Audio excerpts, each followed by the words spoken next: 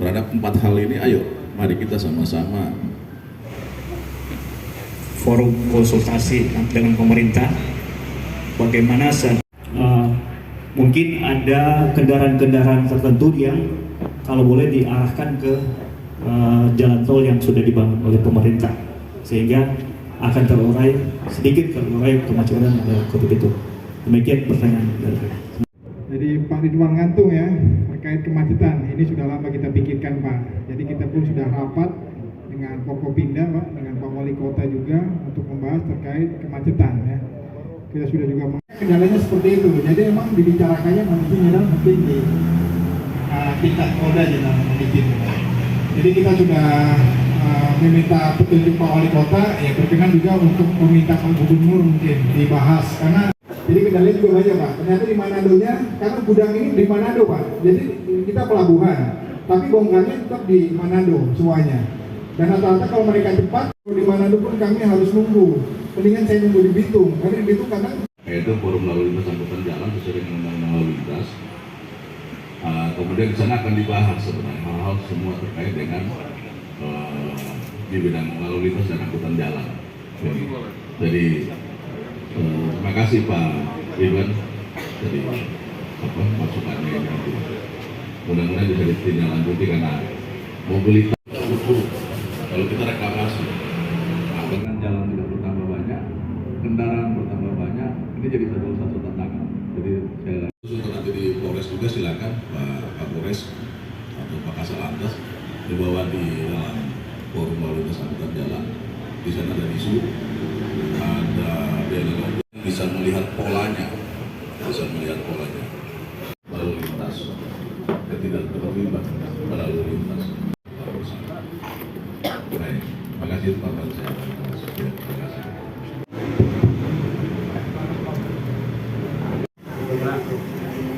Dinamika yang terjadi waktu ini masalah keamanan, meningkatnya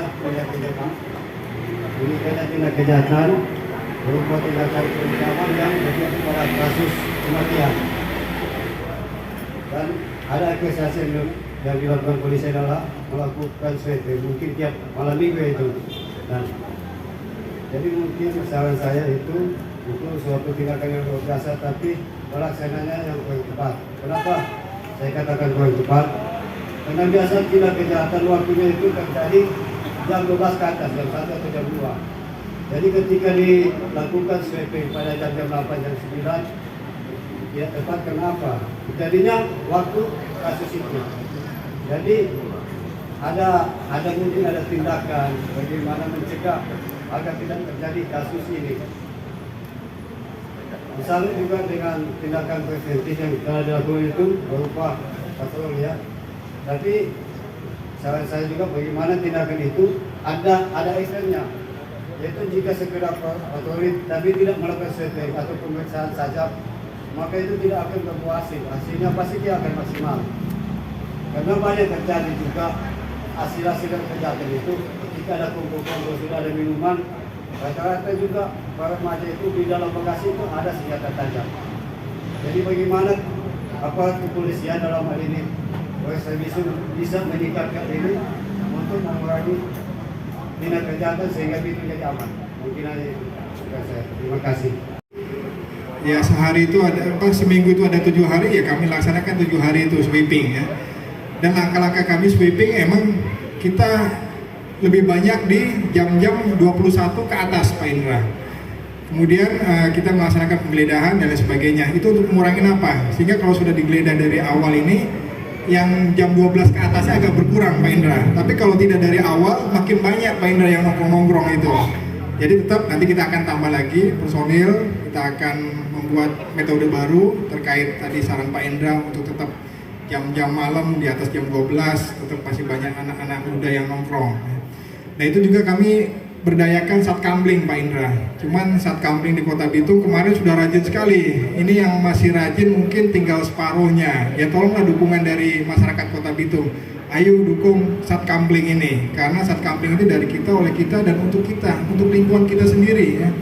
Perhatian dari pihak Polda untuk polsek-polsek yang ada karena kendaraannya kadang-kadang ditolak-tolak Pak, didorong-dorong. Oh tolong kasih ya. Bagaimana tindakan cepat dan tepat kalau memang kendaraan daripada institusi Polri seperti itu? Dan yang kedua, yang ketiga Pak, kriminal akan muncul bukan hanya karena miras Pak, akan tetapi obat-obatan Pak yang sudah marak di kota Bitung. Tapi didapat bukan obat yang ada indikasinya menjurus kepada narkotika, tapi hanya kena dengan undang-undang kesehatan. Nah, tidak ada efek jerah di situ Pak. Sedangkan yang marak itu adalah obat-obatan yang dikonsumsi oleh pemuda-pemuda, bahkan mudi Pak. Ya, ini sebagai penyampaian Pak, karena generasi muda kita ini di kota Bitung sudah mulai hancur hanya karena obat-obatan. Nah, bagaimana efek jerah manakala obat-obat yang didapat itu hanya kena dengan undang-undang kesehatan, tapi tidak ada unsur pidana di dalamnya? Apakah kita akan kerjasama dengan pihak pemerintah kota untuk mengeluarkan peraturan daerah kalau memang tidak ada undang-undang yang menyangkut dengan unsur pidana di dalamnya? Karena menyangkut dan petunjuk dari Pak Karo Lok, katanya diutamakan dulu Polres-Polres baru ya. Jadi Polres-Polres baru juga perlu juga Pak. Kita juga sudah mencari kendaraan, ya kita juga bersyukur ada rekanan yang menghibahkan kendaraan. Jadi kita taruh di SPKT kendaraan baru Pak, Avanza itu. Ya, itu untuk operasional apabila ada kejadian. Tapi yang lainnya masih belum tercover karena emang kendaraan-kendaraan baru. Kemudian yang make pun orangnya ganti-ganti Pak ya. Orangnya bukannya itu saja, ganti-gantian. Ya tahu sendiri kan, ada yang pinter naik mobil, ada yang tidak, ya kan. Ada yang baru. Ada 1 atau 2 standby di situ, mengawasi. Apalagi sekarang setelah COVID sudah makin turun, Pak. Kegiatan masyarakat makin banyak. Ya. Yang kedua adalah tindak pidana korupsi. Karena korupsi ini dia mendistorsi berbagai sumber daya yang ada yang bisa digunakan melalui program untuk memberi manfaat yang besar kepada masyarakat. Yang ketiga itu adalah narkotika. Ini dia akan menghancurkan generasi-generasi penerus kita, karena si pengguna adalah korban, karena dia melumpuhkan, menurunkan daya produktivitas. Yang keempat ini lah kemudian terkait yang kemudian dimanfaatkan untuk memperkuat terkait dengan permusuhan, kebencian, hoax, ada hate speech di ruang-ruang siber. Itu diturunkan ke dalam Perda. Perda pun tidak bisa memberikan sanksi yang berat. Dan penegak Perda, kawan-kawan penyidik dari Satpol PP dibantu sama kita. Ini ada obat apa? Tetrahidro apa gitu.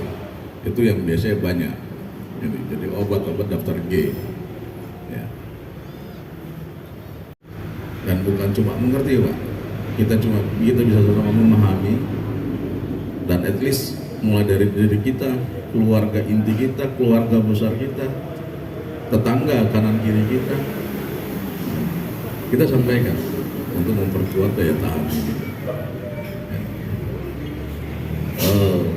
Tadi yang masukan kaitan sama personil dan sarana prasarana, untuk mungkin kawan-kawan di sini mengetahui, Polda ini ada 6 Polres baru, belum lebih dari 2 atau 3 tahun.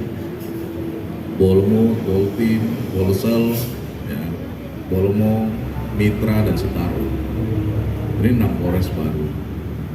Dan rata-rata jumlah pemenuhan jumlah personilnya baru di sekitar antara 33 sampai 36%. Itu. Polda sendiri harusnya jumlah personilnya itu sekitar 16.000 lebih. Tapi baru terpilih sekitar 8 ribuan. Namun ini tidak menyurutkan kedua, ya, komitmen kami dalam memberikan dharma bakti, artinya bertugas secara optimal untuk bisa bersama-sama bekerja sama dengan rekan-rekan semua, memberikan rasa aman dan keamanan, gitu. Karena kalau kita menjadi masuk polisi sudah tekan kontra, gitu, tekan kontra. Ya.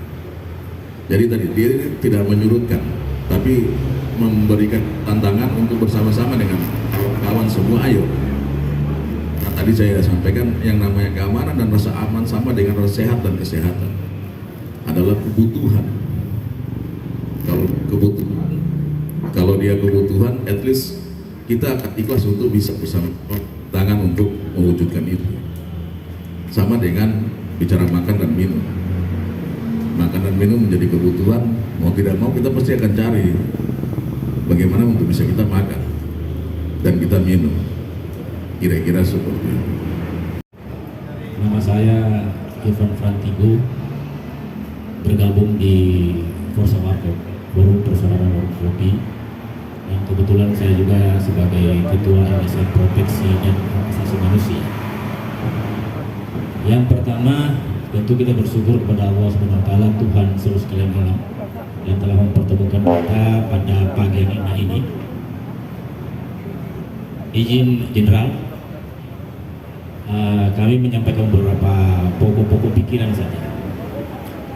Yang pertama, dari 16 program unggulan Pak Kapolri, itu kalau saya amati sudah sekitar 14 yang tercover dalam Bitung Baku Dapa. Ini yang perlu saya titipkan kepada Pak Kapolri, kalau boleh hal semacam ini dilaksanakan di Polda-Polda dan Polres-Polres Indonesia, pakai bahasa-bahasa lokal sehingga mampu dimengerti oleh kami yang ada di bawah. Yang berikut menyangkut Kamtibmas, itu beberapa waktu lalu itu memang sempat menjadi polemik di tengah masyarakat. Tapi alhamdulillah, puji Tuhan bahwa Pak Kapolres tanggap dan seluruh dari untuk melindungi kepala kita dari benturan benda keras apabila terjadi. Pakai helm terus, karena helm adalah salah satu alat pelindung kepala kita.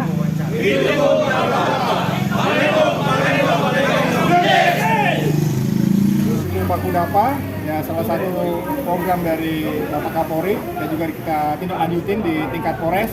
Jadi kami setiap hari Jumat melaksanakan kegiatan curhat bersama dengan elemen-elemen masyarakat yang ada di Kota Bitung. Itu kan hanya hari Jumat saja, kadang juga hari-hari lain. Kita juga melaksanakan patroli jalan kaki dialogis sambil menanyakan keluhan-keluhan masyarakat terkait dengan Kamtibmas.